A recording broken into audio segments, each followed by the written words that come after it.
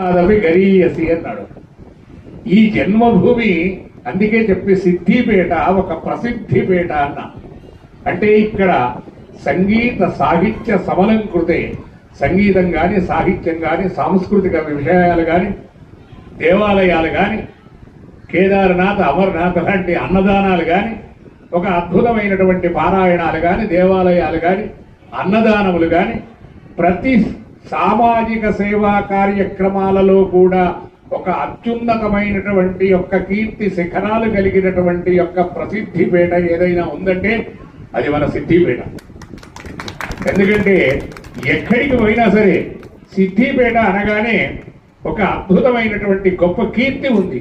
దానికి కారణం ఏమిటంటే ఇవాళ ఇక్కడ ఉన్న ప్రతి వ్యక్తిలో ఒక అద్భుతమైనటువంటి ఆధ్యాత్మిక ధార్మిక చింతన ఉంది.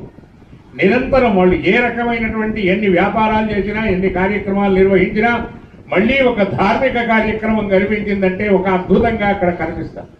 కనుక ఇవాళ ఎక్కడో ఉన్నటువంటి కేదార్నాథ్లో ఎక్కడో ఉన్నటువంటి అమర్నాథ్లో అన్నదానం ఇక్కడి నుండి అక్కడ చేయబడుతుందంటే ఇది సిద్ధ పురుషులు నడయాడిన పేట, ఇది ప్రసిద్ధి పేట, మన సిద్ధిపేట.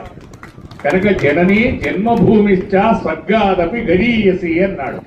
కనుక ఇక్కడ మీరు ఏ మూలనైనా చూడండి, మొన్నటి రోజు రామ కళ్యాణం జరిగినటువంటి యొక్క ప్రతి వీధి మొన్న సిద్ధిపేట అంతా కూడా ఒక అయోధ్య నగరిగా మారిపోయింది.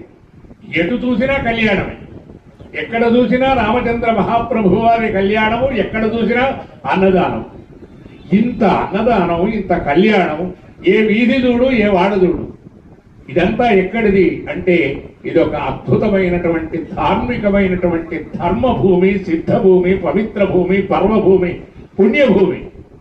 అందుకని ఇక్కడ ఏ కార్యక్రమం తలపెట్టినా ఒకప్పుడు ఇదే సిద్ధిపేట ఇక్కడ 1994 ఆగస్టు 8 ఇక్కడే ఇదే సమయంలో ఈ స్టేజీ మీదనే వరుణయాగం చేసినాం.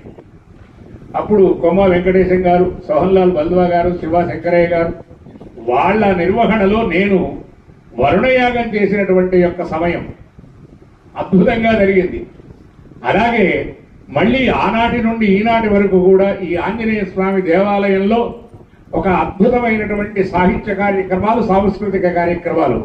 అప్పుడు ఎలా ఉండేదంటే అక్కడ రామాలయం, ఇక్కడ ఈ దాసాంజనేయ స్వామి దేవాలయం. అక్కడి నుండి ఇక్కడి నుండి వచ్చిన వాళ్ళను అక్కడి ట్రస్ట్ సభ్యులు ఇక్కడి ట్రస్ట్ సభ్యులు మాట్లాడుకుందరు. అక్కడ మంది ఎక్కువ వచ్చిరా, ఇక్కడ మంది ఎక్కువ వచ్చిరా, ఇక్కడికి వచ్చిరా, అక్కడికి వచ్చిరా అనుకుంటూ